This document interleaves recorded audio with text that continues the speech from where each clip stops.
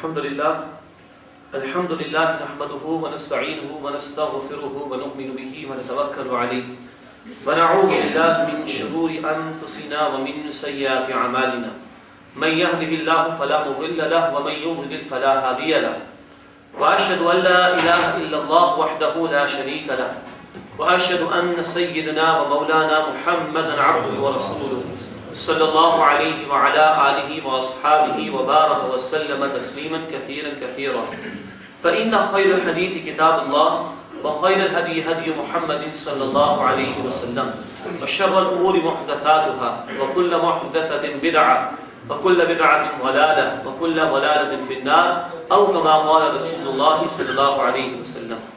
أما بعد فأعوذ بالله من الشيطان الرجيم. بسم الله الرحمن الرحيم. إنه لقول فصل وما هو بالهزل. صدق الله العظيم. رب اشرح لي صدري ويسر لي أمري واحلل عقدة من لساني يفقهوا قولي واجعل لي وزيرا من أهلي. آمين یا رب العالمین. ہماری اس وقت کی نشست کا موضوع ہے قرآن اور ہم. رب کائنات نے اس پوری کائنات کو میرے اور آپ کے لیے سجایا. قرآن ہمیں بتاتا ہے سورہ جاثیہ کی آیت نمبر 13 میں کہ وَسَخَّرَ لَكُم مَّا فِي السَّمَاوَاتِ وَالْأَرْضِ جَمِيعًا مِّنْهُ. آسمانوں اور زمین میں جو کچھ بھی ہے اللہ نے تمہارے لیے اس کو مسخر کر دیا, تمہاری خدمت پر لگا دیا. سورج کی روشنی مجھے اور آپ کو فائدہ پہنچاتی ہے, ہم اس کو کوئی فائدہ نہیں پہنچا سکتے. صحیح, سمندر اور دریاؤں کے پانی سے اور مچھلی سے ہم فائدہ اٹھاتے ہیں, ہم اس کو کوئی فائدہ نہیں پہنچا سکتے. یہ پوری کائنات اللہ نے میرے اور آپ کے لیے سجائی. اور یہ بھی کہا سورہ نحل کی آیت نمبر 18 میں کہ وَإِن تَعُدُّوا نِعْمَتَ اللَّهِ لَا تُحْصُوهَا. اگر تم اللہ کی نعمتوں کو شمار کرنا چاہو تو شمار نہیں کر سکتے. پھر یہ بھی کہا 31 مرتبہ قرآن حکیم میں سورہ رحمان میں فَبِأَيِّ آلَاءِ رَبِّكُمَا تُكَذِّبَانِ. بس تم اپنے رب کی کن کن نعمتوں کو جھٹلاؤ. ساری کائنات میرے اور آپ کے لیے سجائی گئی. نعمتیں بے شمار ہے اللہ کی, جن کا شمار کرنا ہمارے لیے ممکن نہیں, اور اللہ کی نعمتوں کو جھٹلانا بھی ہمارے لیے ممکن نہیں ہے. سوال ایک آپ کے سامنے یہ رکھتا ہوں کہ اللہ کی سب سے بڑی نعمت کون سی؟ شاید کوئی صحت بہت بڑی نعمت ہے, تندرستی ہزار نعمت ہے. بچپن میں جملہ ہم سنتے تھے نا, پڑھتے تھے کتابوں میں, تو گنتے چلے جائیے تو شاید مختلف جوابات ہمارے سامنے آ جائیں. لیکن بحث میں جائے بغیر اس کا جواب میں آپ کے سامنے عرض کرتا ہوں کہ سب سے بڑی نعمت ہدایت کی نعمت ہے. اگر ہدایت ہوگی تو مال بھی نعمت ہوگا, اولاد بھی نعمت ہوگی, صحت بھی نعمت ہوگی, طاقت بھی نعمت ہوگی, قوت بھی نعمت ہوگی, ہر شے نعمت ہو جائے اور صحیح طور پر استعمال ہو جائے. اور ہدایت سامنے نہ ہو, ہدایت موجود نہ ہو تو ہر شے وبال جان بن جائے. کل اس کی جواب دہی اللہ کے حضور مشکل ہو جائے. جواب تو دینا ہے. قرآن کہتا ہے سورہ تکاثر کی آخری آیت میں ثُمَّ لَتُسْأَلُنَّ يَوْمَئِذٍ عَنِ النَّعِيمِ. لازماً تم سے قیامت کے دن نعمتوں کے متعلق سوال کیا جائے. تو اگر ہدایت کی نعمت ہے تو جواب دہی آسان ہو جائے گی, اور ہدایت کی نعمت نہ ہو تو جواب دہی مشکل ہو جائے گی, نعمتیں وبال جان بن جائیں گی. فرعون کے پاس اقتدار تھا, ہدایت نہ تھی, برباد ہو گیا. قارون کے پاس دولت تھی, ہدایت نہ تھی, برباد ہو گیا. ابو لہب کے پاس خوبصورتی بھی تھی, خاندان بھی اونچا تھا, سرداری بھی تھی, مال و دولت بھی تھا, اختیار بھی تھا, لیکن ہدایت نہ تھی. قرآن نے بددعا کر دی تبت یدا ابی لہب وتب. ابو لہب کے ہاتھ ٹوٹ جائیں اور وہ ہلاک ہو جائے. تو جائزہ لینے کی ضرورت ہے کہ آج یہ ہدایت میرے اور آپ کے پاس موجود ہے کہ نہیں. اگر موجود ہے تو اس کے حوالے سے میرا اور آپ کا رویہ کیا ہے. اللہ سبحانہ و تعالیٰ نے آدم علیہ السلام سے لے کر نبی صلی اللہ علیہ وسلم تک جو ہزاروں انبیاء بھیجے وہ انسانوں کی ہدایت کے لیے. اور ہمارا ایمان ہے اس ہدایت کا آخری جو ذریعہ ہے وہ اللہ کی کتاب قرآن حکیم ہے. اس کی ہدایت کا جو آخری ایڈیشن ہے وہ قرآن حکیم ہے. اور اب کوئی رسول نہیں آئیں گے, کوئی کتاب نہیں آئے گی. جسے بھی ہدایت دینی ہے وہ قرآن سے لے گا اور نبی اکرم صلی اللہ علیہ وسلم سے لے گا. تو اللہ کی سب سے بڑی نعمت ہدایت, اس کا آخری ایڈیشن, آخری ذریعہ قرآن حکیم ہے. اس حوالے سے ابتدا میں نے 2 آیتیں آپ کے سامنے تلاوت کی تھی. آخری سپارے میں سورہ الطارق ہے, اس کی آیت نمبر 13 اور 14 کی تلاوت آپ کے سامنے کی گئی. اللہ تعالیٰ فرماتے ہیں انہ لقول فصل. بے شک یہ قرآن ایک فیصلہ کن کلام ہے. وما هو بالهزل. کوئی بیکار سی شے نہیں ہے کہ اس کو نظر انداز کر دیا جائے. یہ قرآن فیصلہ کن کلام ہے, ڈیسائسو ورڈ ہے اللہ سبحانہ و تعالیٰ کا. تمہاری لیے زندگی موت کا مسئلہ ہے قرآن کے ساتھ.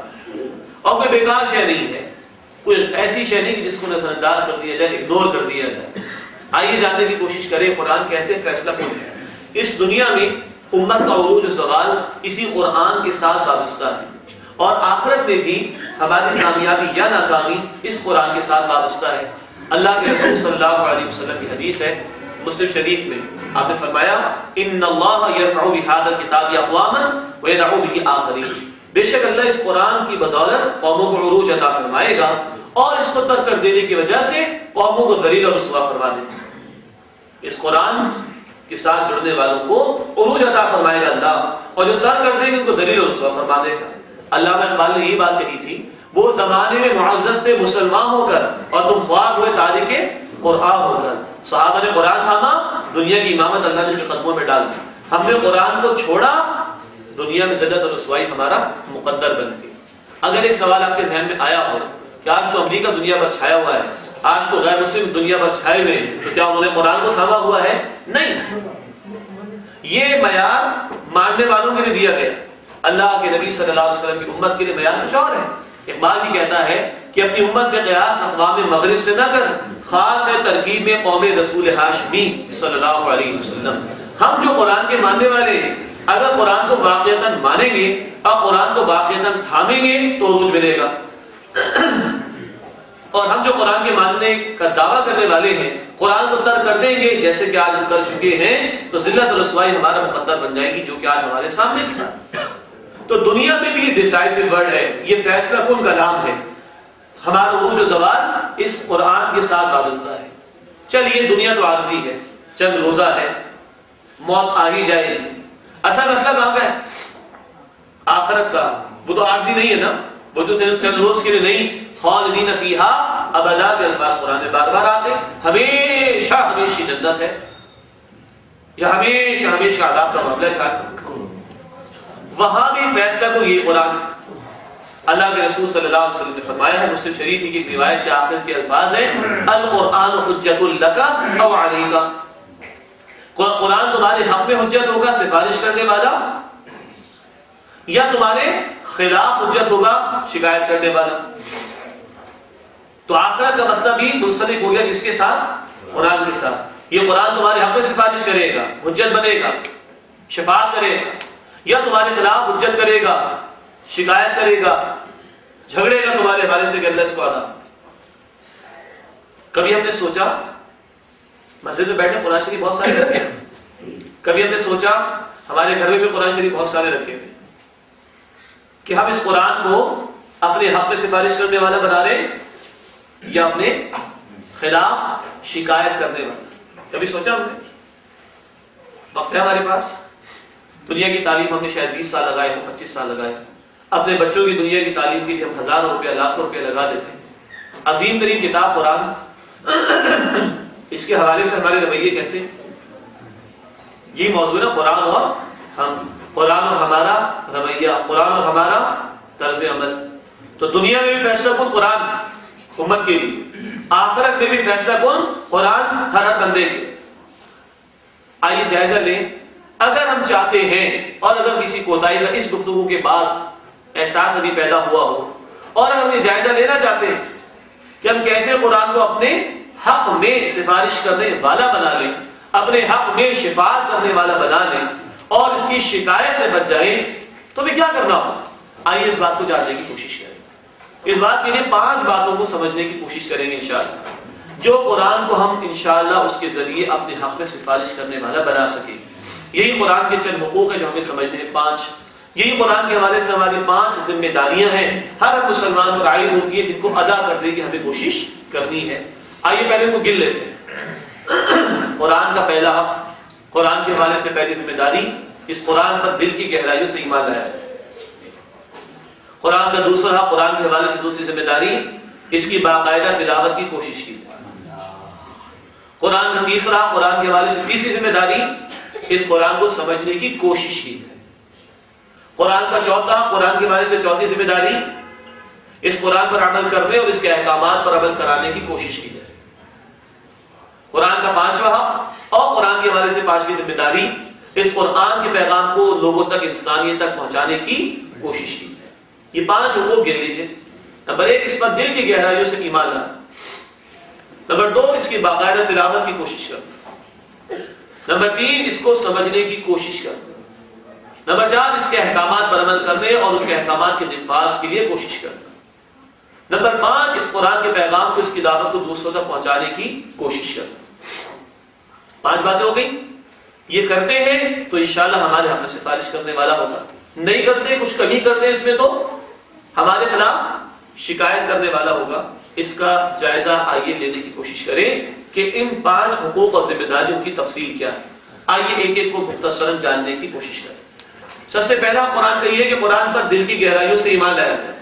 عجیب بات ہے نا، مسلمانوں کے درمیان اللہ کے گھر مسجد میں بیٹھ کے بات ہو رہی ہے اور کہا جا رہا ہے بھائی ایمان لاؤ قرآن پر. عجیب بات ہے کہ شاید آپ مجھ سے اختلاف بھی کریں، میں یہ کیسی بات کر دیا؟ ہم تو ایمان رکھتے ہیں قرآن، ہم سے کہا جا رہا ہے کہ ایمان لاؤ قرآن پر. بھائی میں نہیں کہہ رہا ہوں، آئیے قرآن سے ہی پوچھتے ہیں. قرآن کہتا ہے کہ ایمان والو قرآن پر ایمان، تو بات آسان ہو جائے گی. تو اللہ کی دلیل آ گئی قرآن سے. قرآن کہتا ہے سورۃ النساء آیت نمبر 136 میں، یا ایھا الذین آمنوا آمنوا باللہ ورسولہ والکتاب الذی نزل علی رسولہ. اے ایمان والو، ایمان لاؤ اللہ پر، اللہ کے رسول صلی اللہ علیہ وسلم پر، اور اس کتاب پر جو اللہ نے اپنے رسول صلی اللہ علیہ وسلم پر نازل فرمائی تھی. ابھی اللہ تعالیٰ کہہ رہے ہیں سورہ نساء کی آیت 36 آ گئی، لیکن شاید ابھی بھی بات واضح نہ ہوئی. ایمان والوں سے ایمان کا مطابق کیا مطلب؟ اے ایمان والوں جو زبان سے دعویٰ کرتے ہو، زبان سے مانتے ہو، دل سے مانو، شعوری طور پر مانو، اور اس قرآن کو اللہ کی سب سے بڑی نعمت جانو اور مانو. اللہ کے نبی مانتے تھے اس چیز اور راتوں کو قیام کرتے تھے. 2 تہائی رات، 1 تہائی رات، آدھی رات اللہ کو لو لگاتے تھے، قرآن سناتے تھے. صحابہ کی دل میں عظمت تھی، ایک ہفتے میں قرآن کی تلاوت مکمل کر لیا کرتے. ان کو اس کی عظمت کا اندازہ تھا، وہ دل کی گہرائیوں سے ایمان لاتے تھے. کیا آج ہمارا ایمان ایسا ہے؟ ہمارے تو قرآن شریف کے غلاف کے اوپر مٹی پڑی ہوتی ہے، دھول جمی ہوتی ہے، صفحے پھٹ چکے ہوتے ہیں. بزنس کی کوئی فائل ہو بڑی احتیاط سے رکھتے ہیں، مکان کے کرائے کی کوئی فائل ہو بڑی احتیاط سے رکھتے ہیں. اللہ کی کتاب، یہ آج ہمارا حال ہے. دل میں ایمان ہوگا تو عمل سے ثبوت پیش ہو جائے. بھائی بچپن میں پڑھتے تھے نا اقرار باللسان، اس کے آگے کیا ہے؟ تصدیق بالقلب. زبان سے بھی مانو، دل سے بھی مانو. جب دل سے مانیں گے انشاءاللہ تعالیٰ تو عمل اس کا ثبوت پیش کرے. اللہ ہمیں دل کی گہرائیوں سے قرآن کو ماننے کی توفیق عطا فرمائے. جب یہ ہوگا تو عمل اللہ کے رسول کا سامنے شب و روز قرآن کے ساتھ اثر ہوں گے. اللہ ہمیں اس کی توفیق عطا فرمائے. دوسری بات، قرآن حکیم کی باقاعدہ تلاوت کی کوشش کرنا. اللہ تعالیٰ خود قرآن میں ایمان والوں کی، کتاب والوں کی شان بیان کرتے ہیں. سورۃ البقرہ آیت نمبر 121 میں، الذین آتیناہم الکتاب یتلونہ حق تلاوتہ اولئک یؤمنون بہ. جنہیں ہم نے کتاب عطا کی ہے، یہ اہل کتاب کے نیک لوگوں کا بیان بھی. اور آج کتاب کس کے پاس ہے؟ دراصل ہمارے پاس. اب ہمارا بیان بھی ہوگا اس میں انشاءاللہ. جن لوگوں کو ہم نے کتاب عطا کی ہے وہ اللہ کی کتاب کی تلاوت کرتے ہیں جیسا کہ کتاب کی تلاوت کا حق ہے. اولئک یؤمنون بہ، یہ اس پر ایمان ہے. وہ یہ جو تلاوت کا حق ادا نہیں کرتے ان کا کتاب پر ایمان نہیں ہوگا. ایک ہے وہ تلاوت جو ہمیں باقاعدہ کرنی چاہیے. ہمارے بزرگ بتاتے ہیں کہ پاکستان جب بنا تو اس سے پہلے بھی اس کی کچھ عرصے کی بات کرتے ہیں. گھروں میں پہلے تلاوت ہوتی تھی، پھر ناشتہ ملتا تھا فجر کے بعد. تلاوت پہلے اور ناشتہ بعد میں. گھر گھر سے قرآن کی تلاوت کی آواز آتی تھی. اب کس کی آواز آتی ہے؟ گانوں کی آواز آتی ہے. گانے کن کے؟ جو ہمارے نبی کی شان میں گستاخیاں کرتے ہیں ان کی فلموں کے گانے، انگریزی بات. جو مشرک ہیں، ہمارے بھائیوں پر کشمیر میں ظلم کرتے ہیں، ان کے گانے ہم سنتے ہیں بیٹھ کے. انا للہ و انا الیہ راجعون. اور اللہ کی کتاب لوگوں کے پاس اور نہیں. دوسرا، اس قرآن کی باقاعدہ تلاوت کی کوشش کرنا. اچھا، تیسری بات آئیے بھی انشاءاللہ جو دوسری بات سے جڑ جائے گی انشاءاللہ. تلاوت کے لغوی معنی ہے پیچھے پیچھے آنا. قرآن کہتا ہے سورہ الشمس میں، والشمس وضحاها والقمر اذا تلاها. قسم ہے سورج کی اور اس کی روشنی کی اور چاند کی اذا تلاہا جبکہ وہ اس کے پیچھے پیچھے آئے. تو تلاوت کے اصل معنی کیا ہوئے؟ پیچھے پیچھے آنا. قرآن کے پیچھے پیچھے کب آئیں گے؟ جب پڑھیں گے، سمجھ کے پڑھیں گے تو پیچھے پیچھے آ سکیں گے، ورنہ تو. دوسرا حق اس کا یہ ہے اس کی باقاعدہ تلاوت کی کوشش کی جائے. یہ قرآن ہماری روح کی غذا ہے. آج کہنے والوں نے موسیقی کو روح کی غذا قرار دے دیا. موسیقی نفس کی غذا ہے. قرآن کہتا ہے نفس کے متعلق، اس کی ایک کیفیت کے متعلق سورہ یوسف کی آیت نمبر 53 میں ان النفس لامارۃ بالسوء، نفس تو ہے ہی برائی کی شدید دعوت دینے والا. نفس اس سے موٹا ہوتا ہے موسیقی سے. چنانچہ یورپ کی اسٹڈی سے، وہاں کے شماریات سے ثابت ہے یہ بات. 90% شراب پینے والوں میں موسیقی موجود ہوتی ہے، 95% زنا کرنے والوں میں موسیقی موجود ہوتی ہے. یہ نتیجے ہے موسیقی. تو موسیقی نفس کی غذا ہے. روح تو بڑی پاک شے ہے. من امر ربی، رب کی طرف سے آئی ہے. اس کی غذا کی ضرورت رب کی طرف سے آئی کی شے سے پوری ہوگی، اور وہ اللہ کا کلام جو رب کائنات نے ہمیں عطا فرمایا. یہ دوسرا ہو گیا بھائی، دوسری ذمہ داری ہو گئی اس قرآن کی باقاعدہ تلاوت کی کوشش کرنا. جو یہ کرتے ہیں وہی ایمان رکھتے ہیں دراصل کتاب. تیسرا قرآن حکیم کا یہ ہے کہ اس کو سمجھنے کی کوشش کی جائے، اس لیے کہ قرآن کتاب ہدایت ہے. کہیں کہا ھدی للمتقین، یہ تقوی والوں کے لیے ہدایت ہے، سورہ بقرہ کی آیت نمبر 2. کہیں کہا ھدی للناس، یہ تمام انسانوں کے لیے ہدایت ہے، سورہ بقرہ کی آیت نمبر 185. کہیں کہا یہدی للتی ہی اقوم، یہ قرآن سیدھے راستے کی ہدایت دیتا ہے، سورہ بنی اسرائیل کی آیت نمبر 9 نے کہا. کہیں کہا کہ اندھیروں سے نکال کر گمراہی کے ہدایت کی روشنی کی طرف لے کر آتا ہے، سورہ ابراہیم کی پہلی آیت. جہاں پڑھے قرآن کہتے ہیں ہدایت کی کتاب ہے، ہدایت کی کتاب ہے، ہدایت کی کتاب. کیا خیال ہے؟ سمجھے بغیر ہدایت مل سکتی؟ دیکھ قرآن دعوت دیتا ہے غور فکر کی. قرآن نے کہا سورہ صاد آیت نمبر 29 میں کتاب انزلناہ الیک مبارک لیدبروا آیاتہ وَلِيَتَذَكَّرَ أُولُو الْأَلْبَابِ. اے نبی صلی اللہ علیہ وسلم، یہ ایک مبارک کتاب ہے جو ہم نے آپ کی طرف نازل کی تاکہ لوگ اس میں غور فکر کریں اور عقل مند لوگ اس سے نصیحت حاصل کریں. ہاں، اس سمجھنے کے دو پہلو یہاں پر آئے. ایک کو ہم کہتے ہیں تذکر، لیذکروا وَلِيَتَذَكَّرَ الفاظ آتے قرآن، اور ایک کو ہم کہتے ہیں تدبر. جیسے کتاب انزلناہ الیک مبارک لیدبروا آیاتی، تدبر، ولیتذکر اولو الالباب، تذکر. اس میں تھوڑا فرق کرنے کی ضرورت ہے، ورنہ معاشرے میں ایک بہت بڑا مغالطہ ہمارے یہاں آ جاتا ہے. وہ مغالطہ کیا ہے؟ ایک طرف کہا جاتا ہے بھائی ہر آدمی قرآن اٹھائے، جو چاہے کہے، جو چاہے رائے رکھے، یہ بھی غلط ہے. اور کبھی کہا جاتا ہے صاحب قرآن کو کوئی ہاتھ نہ لگائے ورنہ گمراہ ہو جاؤ گے. یہ بات بھی درست. صحیح تر بات کیا ہے؟ ایک قرآن کا آسان والا پہلو، اور قرآن نے 4 مرتبہ کہا سورہ القمر میں آیت نمبر 17، آیت نمبر 22، آیت نمبر 32، آیت نمبر 40 میں ایک ہی آیت 4 مرتبہ. وَلَقَدْ يَسَّرْنَا الْقُرْآنَ لِلذِّكْرِ فَهَلْ مِن مُدَّكِرٍ. اور یقیناً ہم نے تذکر کے لیے، یاد دہانی کے لیے، نصیحت کے لیے قرآن کو آسان کر دیا. اللہ تعالیٰ تو یہ فرما رہے ہے تم میں سے کوئی جو نصیحت حاصل کرے؟ قرآن حکیم کی سینکڑوں آیات میں اسی تذکر کے پہلو کو واضح کیا گیا ہے. میں چند آیات کا ترجمہ اردو میں آپ کے سامنے رکھ رہا ہوں، ذرا توجہ سے سنیے. کیا یہ اونٹ کی طرف نہیں دیکھتے اللہ نے کیسے پیدا کیا؟ کیا یہ آسمان کی طرف نہیں دیکھتے اللہ نے کیسے بلند کیا؟ کیا یہ پہاڑ کی طرف نہیں دیکھتے اللہ نے کیسے جما دیا؟ کیا یہ زمین کی طرف نہیں دیکھتے اللہ نے کیسے بچھا دیا؟ کیا یہ 4 باتیں جو بتائی گئی، اونٹ، پہاڑ، زمین، آسمان، یہ خود بخود پیدا ہو سکتے ہیں؟ خود بخود نظام ان کا چل سکتا ہے؟ کوئی ہے نا پیدا کرنے والا؟ اس بات کو سمجھنے میں مشکل ہے کہ آسانی؟ صحیح. اب یہ بتانا افلا ينظرون الى الابل كيف خلقت والى السماء كيف رفعت والى الجبال كيف نصبت والى الارض كيف سطحت. کیا اونٹ کی طرف نہیں دیکھتے اللہ نے کیسے پیدا کیا؟ آسمان کی طرف نہیں دیکھتے اللہ نے کیسے بلند کیا؟ پہاڑ کی طرف نہیں دیکھتے اللہ نے کیسے جما دیا؟ زمین کی طرف نہیں دیکھتے اللہ نے کیسے بچھا دیا؟ یہ وہ آیات قرآن کی جو زمانے کے بدو، جو کہ پڑھا لکھا نہیں تھا، صحرا میں رہتا تھا، کے سامنے بھی پیش کی گئی، اور یہ آج کے زمانے کے پڑھے لکھے انسان کے سامنے بھی پیش کی جائیں گی.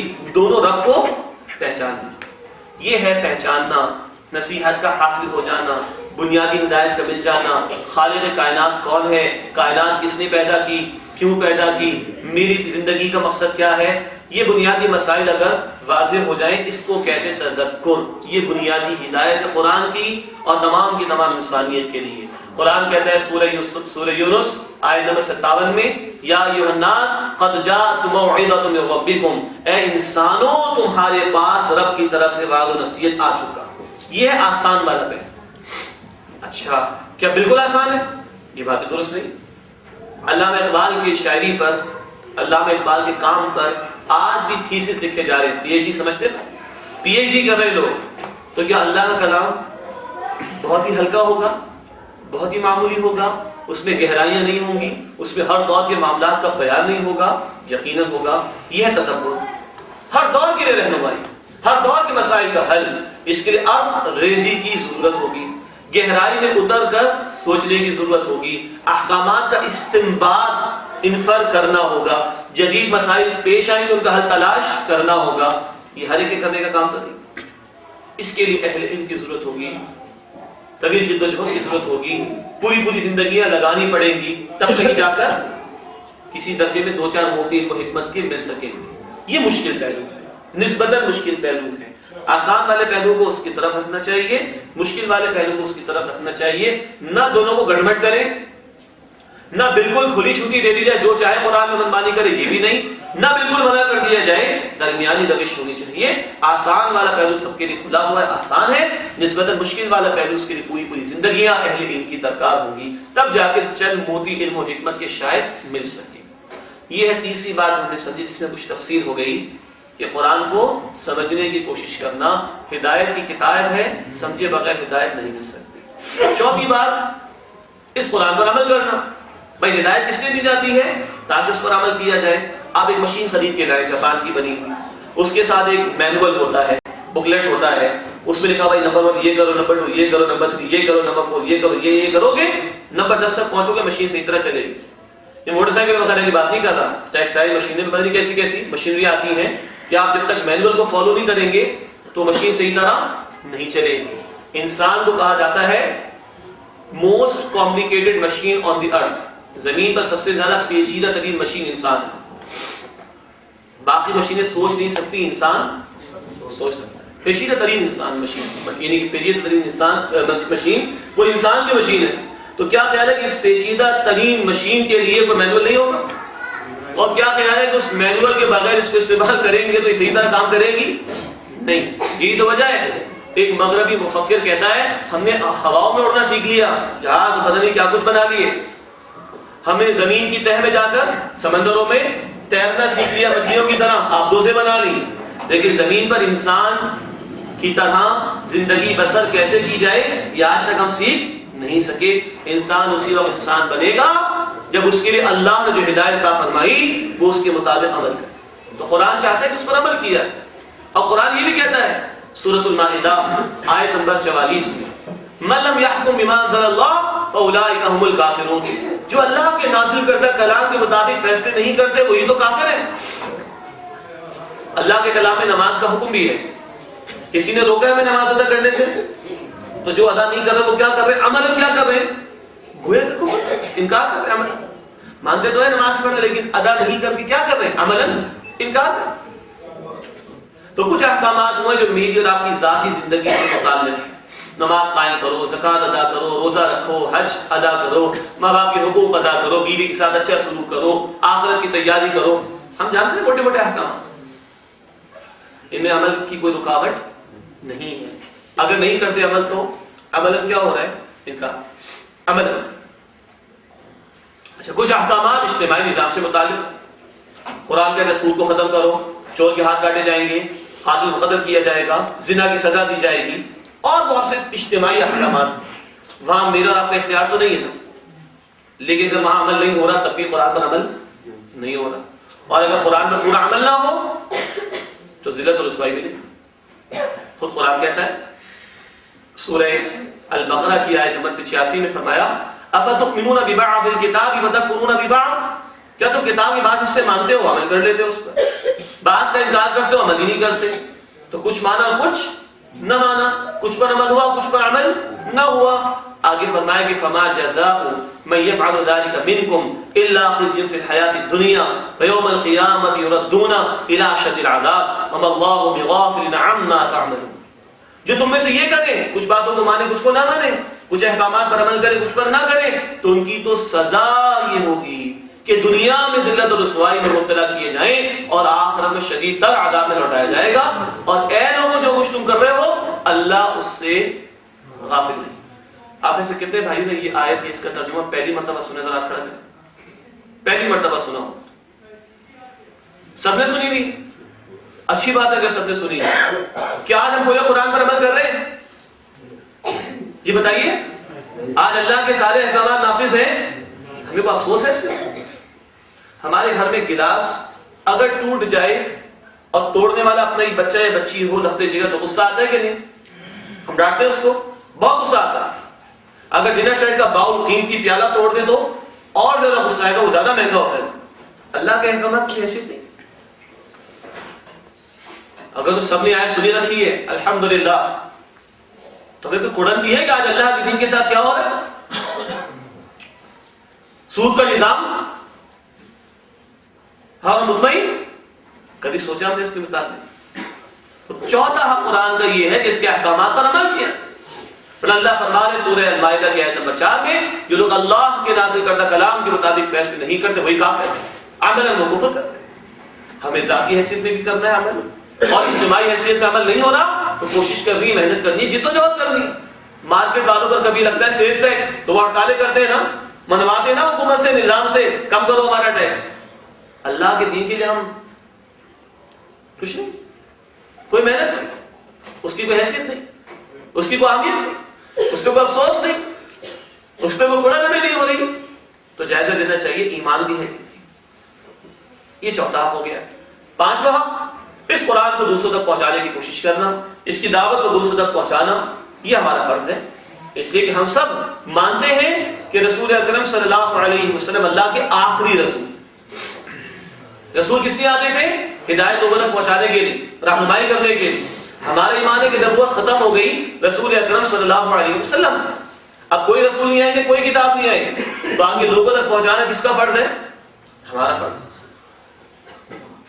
قرآن کہتا ہے سورہ البقرہ میں آیت نمبر 143 میں فرمایا کہ وَكَذَلِكَ جَعَلْنَاكُمْ أُمَّةً وَسَطًا لِتَكُونُوا شُهَدَاءَ عَلَى النَّاسِ وَيَكُونَ الرَّسُولُ عَلَيْكُمْ شَهِيدًا. مسلمانوں تمہیں درمیانی امت بنایا تاکہ تم لوگوں پر اللہ کے دین کے گواہ بنو اور رسول اللہ صلی اللہ علیہ وسلم تم پر اللہ کے دین کے گواہ بنو. ہم تک پہنچ گئے نا پیغام، انسانی تک نہیں پہنچا ہوا. دوسروں کو تو چھوڑیے، غیروں کو تو چھوڑیے، ہم نے قرآن آج تک پڑھا بھی ہے ترجمے کے ساتھ، تشریح کے ساتھ، سنا بھی ہے. ہمارے گھر والوں نے پڑھا اور سنا ہے، پہنچ رہے ہیں ان کو. اور مشن ہمیں پوری انسانیت کو دیا گیا. تمہیں درمیانی امت بنایا، تم درمیان میں آ گئے. اللہ کے رسول تم پر گواہی پیش کر چکے، اب تم آگے انسانیت تک پہنچاؤ. اور یہی کہہ گئے کہ اللہ کے رسول صلی اللہ علیہ وسلم حجۃ الوداع کے موقع پر سارے صحابہ سے آپ نے پوچھا الا هل بلغت، کیا میں نے پیغام پہنچا دیا؟ سب نے جواب دیا آپ نے پہنچا دیا. امانت کا، وصیت کا، نصیحت کا حق ادا فرما دیا. تب آپ نے کہا فَلْيُبَلِّغِ الشَّاهِدُ الْغَائِبُ، جو لوگ تم میں سے آج موجود ہیں ان لوگوں تک اس پیغام کو پہنچا دیں جو یہاں پر موجود نہیں. یہ ذمہ داری کس کے کاندھوں پر آ گئی؟ صحابہ کے کاندھوں پر آ گئی. آج کس کے کاندھوں پر ہے؟ ہمارے کاندھوں پر. یہ پانچویں ذمہ داری کیا ہم پہنچا رہے ہیں؟ ہم خود پڑھ رہے ہیں، سمجھنے کی کوشش ہو رہی، عمل ہو رہا ہے، تب کوئی پہنچانے کا سلسلہ بھی شاید قائم ہو سکے. قرآن فیصلہ کن کلام ہے. دنیا میں ہمارا عروج و زوال اس کے ساتھ وابستہ، آخرت میں ہماری کامیابی یا ناکامی اس کے ساتھ وابستہ. اگر ہم چاہتے ہیں ہمارے حق میں سفارش کریں تو یہ 5 کام کریں. دل کی گہرائیوں سے ایمان، اس کی باقاعدہ تلاوت کی کوشش، اس کو سمجھنے کا اہتمام، اس پر عمل کرنے اور کرانے کی محنت اور جدوجہد، اور اس کو دوسروں تک پہنچانے کی کوشش کریں. اب آئیے میں چند عملی باتیں آپ کے سامنے رکھوں کہ ان 5 باتوں کو ادا کرنے کا اہتمام ہم کس طرح کر سکتے ہیں.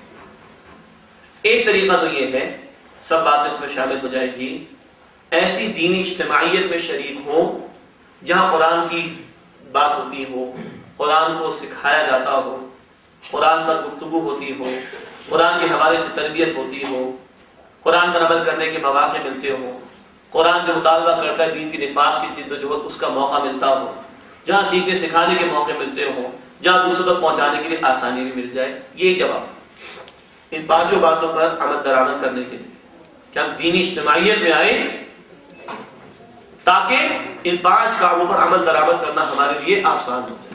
حدیث میں بھی آتا ہے اکیلا آدمی شیطان کا شکار ہو جاتا ہے، 2 جو جڑے ہوئے ہوں جماعتی زندگی میں وہ بچے رہتے ہیں. بھیڑیا اس بکری پر حملہ کرتا ہے جو بکری ریور سے علیحدہ علیحدہ چل رہی ہے، اور جو ریور کے بیچ میں جڑی ہوئی ہوگی بھیڑیا اس پر حملہ نہیں کرے گا. جو مسلمان اکیلے اکیلے گھوم رہا ہے وہ شیطان کا شکار ہو جائے گا. لیکن جو مسلمان جڑا ہوا ہو جماعت کی زندگی میں انشاءاللہ وہ شیطان کے حملوں سے بچ سکے گا. ایک جواب تو یہ.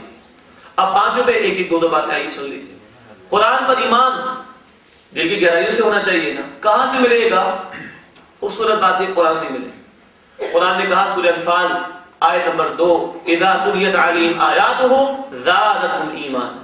ایمان والوں کی شان یہ ہے جب جب ان کے سامنے قرآن کی تلاوت کی جاتی ہے ان کے ایمان میں اضافہ ہو جاتا ہے. بھائی ابھی آپ قرآن کی محفل میں بیٹھے نا، جو کیفیت ابھی آپ کی اور میرے دلوں کی ہے گھر میں ہوتی؟ کیوں نہیں ہوتی؟ یہاں قرآن نہیں ہوتا، یہاں قرآن ہے. تو یہ ایمان میں اضافے کا یہ قرآن ایمان میں اضافے کا ذریعہ ہے. تو قرآن کی باقاعدہ تلاوت سمجھ کے تلاوت بھی انشاءاللہ ہمارے ایمان میں اضافہ کرے. پھر ایمان میں اضافہ ہوتا ہے قرآن کہتا ہے نیک لوگوں کے ساتھ جوڑنے سے. ہمیں اس کا حکم دیا ہے. سورہ التوبہ آیت نمبر 119 میں کہا گیا یا ایھا الذین آمنوا اتقوا اللہ وکونوا مع الصادقین. ایمان والوں اللہ کا تقوی اختیار کرو اور نیک لوگوں کے ساتھ جڑ جاؤ. برف والے کی دکان پر جا کر بیٹھ جائیے، کچھ بھی نہ کیجیے، ٹھنڈک فری میں مل جائے گی. بھٹی والے کی دکان پر جا کے بیٹھ جائیے، کچھ بھی نہ کیجیے، چنگاریاں فری میں مل جائے گی. ایمان والوں کے ساتھ اٹھیں گے بیٹھیں گے انشاءاللہ ایمان کی حرارت لے کے اٹھیں گے. تو یہ ایمان کے لیے 2 باتیں ہو گئی. دوسرا کیا تھا؟ تلاوت کرنا. تلاوت کیسے پیدا کریں، اس کا جذبہ کیسے پیدا کریں؟ اللہ کے نبی کی حدیث ہے صلی اللہ علیہ وسلم، آپ نے فرمایا قرآن کی ایک حرف کی تلاوت پر 10 نیکیاں ملتی. اس طرح کی فضائل کو سامنے رکھنا چاہیے، اس طرح کی احادیث کا مطالعہ کرنا چاہیے. اجتماعیت ہوں گے، مطالعہ ہوتا رہے گا، جذبہ بیدار رہے گا. تو اس فضائل کے معاملات کو سامنے رکھیں گے، ایک شوق پیدا ہوگا تلاوت کا. دوسرا کام یہ کیجیے اپنی تلاوت کسی کو چیک بھی کرا لیجیے. مسجد کے امام صاحب ہوں گے، قاری صاحب ہوں گے، مؤذن صاحب ہوں گے، اہل علم ہوں گے محلے میں، بھائی ذرا سن لو میرا تھوڑا سا میں صحیح پڑھ رہا ہوں غلط پڑھ رہا ہوں. اور اکثر یہ ہوتا ہے کہ ہم اتنا غلط پڑھ رہے ہوتے ہیں کہ حلال کو حرام کہہ جاتے ہیں، اسلام کو کفر کہہ جاتے ہیں، ثواب کے بجائے عذاب. مثلا ایک چھوٹی سی مثال دوں، ترجمہ کہاں سے کہاں چلا جائے. قرآن نے کہا سورہ تغابن کی آیت نمبر 11 میں فرمایا کہ وَمَن يُؤْمِن بِاللَّهِ يَهْدِ قَلْبَهُ. جو اللہ پر ایمان رکھتا ہے اللہ اس کے دل کو ہدایت دے دیتا ہے. یہ ہے قاف، ٹھیک ہے، 2 نقطے والا. کوئی کہتے ہیں یہدی قلبہ، کراچی والا کام. جو اللہ پر ایمان رکھتا ہے اللہ اس کے کتے کو ہدایت دے دیتا ہے. یہ ترجمہ ہوتا ہے. کس کو پتا ہے؟ تو چیک کرا لیجیے بھائی میرا ترجمہ میں جو تلاوت کر رہا ہوں صحیح کر رہا ہوں کہ نہیں کر رہا. پھر اگر اللہ توفیق عطا فرمائے مسجد میں نظام موجود ہے وہاں شرکت کیجیے. کوئی جماعت پہ جڑے ہیں وہاں شرکت کیجیے. گھر میں کسی کی تلاوت اچھی ہے اس کو سنا کر اس کے ساتھ بیٹھ کر درستگی کی کوشش کیجیے. اور یہ تجوید کا، اس کو تجوید کہتے ہیں قرآن کو درستگی کے ساتھ پڑھنا. اور تلاوت کا شوق پیدا کرنے کا ایک ذریعہ یہ ہے کہ اچھے قاریوں کی تلاوت کو سننے کا اہتمام کیجیے. خاص طور پر جو عرب قراء ہیں ان کی تلاوت کو سننے کا اہتمام کریں گے تو شوق پیدا ہوگا. بچپن میں گانے سنتے تھے نا تو گنگناتے تھے، بہترین سے بہترین آواز سے گنگناتے تھے، خود بخود شوق پیدا ہو جاتا ہے. اچھے قاریوں کی تلاوت کو معمول کے مطابق باقاعدہ سننے کا اہتمام کیجیے تو انشاءاللہ تلاوت زبان پر آئے، شوق پیدا ہوگا. اور اللہ کے نبی نے بھی کہا ہے صلی اللہ علیہ وسلم زینوا القرآن باصواتکم، اپنی آوازوں سے قرآن کو مزین کرو. یہ دوسری بات ہوگی تلاوت کے حوالے سے چند عملی باتیں. تیسرا کیا تھا؟ قرآن کو سمجھنے کی کوشش کرنا. علماء نے ترجمے کس کے لیے لکھے؟ علماء کے لیے لکھے. علماء تو عربی بھی سیکھیں گے، عالم دین تو عربی بھی سیکھے گا. کس کے لیے لکھے بھائی؟ امت کے لیے، عوام کے لیے. تفسیریں لکھی کس کے لیے لکھی اردو زبان میں؟ اردو میں آپ کو جو زبان سرائی کی سمجھ میں آتی ہے، پنجابی سمجھ میں آتی ہے، کس لیے ہوئے گا؟ عوام میرے اور آپ کے پڑھنے کے لیے. صحیح. دروس قرآن کی محفلیں ہیں کہ نہیں؟ قرآن کی آڈیو کیسٹیں ہیں، تو ویڈیو کا زمانہ بھی ویڈیو کیسٹیں، DVD انٹرنیٹ ہر جگہ قرآن موجود ہے کہ نہیں؟ الحمدللہ. ہاں، اچھے اہل علم سے رابطہ رکھیں اور کوشش کریں تو صحیح لوگ بھی مل جائیں گے انشاءاللہ. انگلش میں کہتے ہیں where there is a will there is a way. نیت سچی ہوگی اللہ صحیح بات تک پہنچا دے گا انشاءاللہ تعالی. مانگے تو صحیح، اللہ تڑپ تو پیدا کرے. تو ترجمہ بھی ہے، پھر تفاسیر بھی ہیں، دروس قرآن کی محافظ بھی ہیں، آڈیو ویڈیو کا سارا معاملہ بھی ہے. اس میں بھی دینی اجتماعیت میں جڑے ہوں گے، سارا نظام موجود ہوگا انشاءاللہ تعالی. چوتھی بات کیا تھی؟ قرآن پر عمل کرنا. عمل تب خود بخود آ جائے گا جب ایمان مضبوط ہوگا، اور ایمان مضبوط کرنے کے ذریعے خود قرآن ہے. اور ہاں، اچھے ماحول پر آئیں گے، جیسے کہ ایمان کی جو بات آئی تھی، تو اچھے ماحول میں آدمی تربیت سے گزرے گا، تعلیم کے بارے سے گزرے گا، سیکھے گا انشاءاللہ تعالی، تو خود بخود عمل کا جذبہ انشاءاللہ پیدا ہوگا. ساتھیوں کے ساتھ اٹھے گا بیٹھے گا تو ایک دوسرے کی اصلاح بھی ہوتی رہے گی، اور دینی اجتماعیت بھی ہوگا تو نظام کی جد و جہد بھی کر سکے گا. اکیلا آدمی یہ جد و جہد نہیں کر سکتے. پانچویں بات کیا تھی؟ قرآن کی دعوت کو دوسروں تک پہنچانا. اللہ کے نبی صلی اللہ علیہ وسلم نے فرمایا بخاری شریف کی روایت میں، بلغوا عنی ولو آیۃ، ایک آیت بھی آتی ہو پہنچاؤ دوسروں. آپ میں سے، ہم میں سے کوئی بھی ہے جس کو ایک بات بھی نہ آتی ہو قرآن؟ کوئی ہے بھائی؟ 100 سے زائد مرتبہ قرآن پہ نماز قائم کرو، یہ سب کو پتا ہے. دعوت دینا شروع کریں. ہر امتی اس کام میں شامل ہو، اللہ کے رسول یہ چاہتے ہیں صلی اللہ علیہ وسلم. ٹھیک. اس میں بھی دینی اجتماعیت میں ہوں گے تو انشاءاللہ کیا ہوگا؟ کوئی بولنے والا ہوگا، سارے بولنے والے نہیں ہوتے. کوئی لوگوں کو جمع کرنے والا ہوگا، کوئی دریا بچھانے والا ہوگا، کوئی پمفلٹ بانٹنے والا ہوگا، کوئی کتابیں تقسیم کرنے والا ہوگا. یہ سب ملیں گے تو دعوت کا کام ہوگا، سب کو اجر ملے گا انشاءاللہ. تو ایک جواب ان 5 حقوق کے ادا کرنے کا، ایمان، تلاوت، سمجھنا، عمل کرنا، کرانے کی کوشش کرنا اور اس کو پھیلانے کی کوشش کرنا. ایک جواب کیا تھا؟ جماعت کی زندگی کے اندر آنے. باقی یہ چیزیں میں نے آپ کے سامنے رکھ دی. آخری چند منٹ آپ کے لے رہا ہوں. 2 ہی رویے ہو سکتے ہیں، یا تو ان حقوق کو ہم ادا کریں اور سمجھیں گے ہمارے فرض ہیں، یا نہ کریں. اگر کرتے ہیں تو کامیابی ہے. ایک حرف کی تلاوت پر 10 نیکیاں ملیں گی انشاءاللہ. ایک آیت کو سمجھ لیں، ابن ماجہ شریف کی حدیث ہے، توجہ ادھر کیجیے بھائی. ایک آیت کو سمجھ لیں، ایک آیت ابن ماجہ شریف کی حدیث ہے، 100 رکعت نفل ادا کرنے سے زیادہ افضل ہے. قرآن پر عمل کرنا شروع کر دیں. اللہ کے نبی کہتے ہیں اجیرا ومن عمل به اجیرا، جس نے عمل کیا قرآن پر اس کا اجر محفوظ ہو گیا. اس قرآن کو دوسروں تک پہنچاتے. اللہ کے نبی علی رضی اللہ عنہ کو کہتے ہیں کہ علی، جامع ترمذی کی روایت ہے، ایک شخص بھی تمہاری وجہ سے ہدایت پر آ جائے 100 سرخ اونٹوں سے زیادہ ہی بہتر بات ہے. سرخ اونٹ اس زمانے میں پجیروں کے برابر ہوتا تھا، یوں سمجھ لیں. آج کل پریڈو چل رہی ہے، اس کے برابر ہوگا، بڑی بڑی گاڑی کے برابر. 100 اونٹوں سے زیادہ بہتر. یہ جو ثواب بھی ہے. قرآن کہتا ہے سورہ یونس کی آیت نمبر 58 میں، ہوا خیر مما یجمعون، جو بھی دنیا میں لوگ جمع کر رہے سب سے بہتر جو شے جمع کی جانے کے قابل ہے وہ اللہ کی کتاب قرآن. اللہ کے نبی کہتے ہیں بخاری شریف کی روایت میں، خیرکم من تعلم القرآن وعلمہ، تم میں سے بہترین وہ ہے جو قرآن سیکھے اور قرآن سکھائے. یہ پہلا رویہ ہے بھائی. اللہ ہمیں اس کی توفیق عطا فرمائے. اور اگر ہمارے پاس وقت نہیں ہے قرآن کو ماننے کا، قرآن کی تلاوت کا، قرآن کو سمجھنے کا، قرآن پر عمل کرانے اس کی جد و جہد کا اور اس کو دوسروں تک پہنچانے کا، اگر وقت نہیں ہے ہمارے پاس، ٹائم نہیں ہے ہمارے پاس، اہمیت اس کی کوئی نہیں، قرآن شکایت کرے گا ہمارے خلاف. بھی تو پڑھ چکے ہیں نا. آپ سنیے، اللہ کے رسول بھی شکایت کریں گے اور خود اللہ غصے کے ساتھ کھڑے ہوگا قیامت کے دن. آخری دعا سے سنا رہا ہوں، توجہ سے سنیے. اگر ہمارے پاس وقت نہیں، کوئی اہمیت نہیں کاموں کے لیے، 5 حقوق کے لیے، تو سورۃ فرقان کی آیت نمبر 30 میں ذکر آتا ہے، اللہ کے نبی شکایت کریں گے، وقال الرسول یا رب ان قوم اتخذوا هذا القرآن مهجورا، اور اللہ کے رسول صلی اللہ علیہ وسلم شکایت کریں گے، اے میرے رب، میری اس قوم نے اس قرآن کو بیکار شے سمجھ کے ترک کر دیا. مہجور آدمی میں کہتے ہیں جس چیز کی اہمیت نہ ہو آدمی سائڈ میں رکھ دو اس کو. شکایت کون کریں گے؟ بولیے، اللہ کے رسول صلی اللہ علیہ وسلم. ہم تو امید رکھتے ہیں شفاعت ملے گی، جامع کوثر ملے گا، جنت میں ان کا ساتھ ملے گا. اللہ کرے کہ ایسا ہو، لیکن اگر وہ شکایت لے کر کھڑے ہو گئے تو بھائی اللہ کی عذاب سے بچا سکتا. قرآن کی بھی شکایت سن لیا، اللہ کے رسول کی شکایت بھی سن لی، اب اللہ کا غصہ سن لی۔ سورہ طٰہٰ آیت نمبر 124، 125، 126 میں ذکر ہے من اعرض عن ذکری، جس سے میرے ذکر سے منہ موڑ لیا۔ اس سے پہلے وحی کا ذکر ہے اور آخری وحی کون سی ہے؟ قرآن کی۔ جس نے میرے ذکر سے منہ موڑ لیا اس کی زندگی کو تنگ کروں، سکون چھین لوں گا۔ وَنَحْشُرُهُ يَوْمَ الْقِيَامَةِ أَعْمَىٰ، اور ہم اسے قیامت کے دن اندھا کھڑا کریں گے۔ قَالَ رَبِّ لِمَ حَشَرْتَنِي أَعْمَىٰ، وہ کہے گا اے میرے رب تو نے مجھے اندھا کیوں کھڑا کیا؟ فَقَدْ كُنتُ بَصِيرًا، میں خود دیکھتا تھا، دنیا میں آنکھ تھی میری۔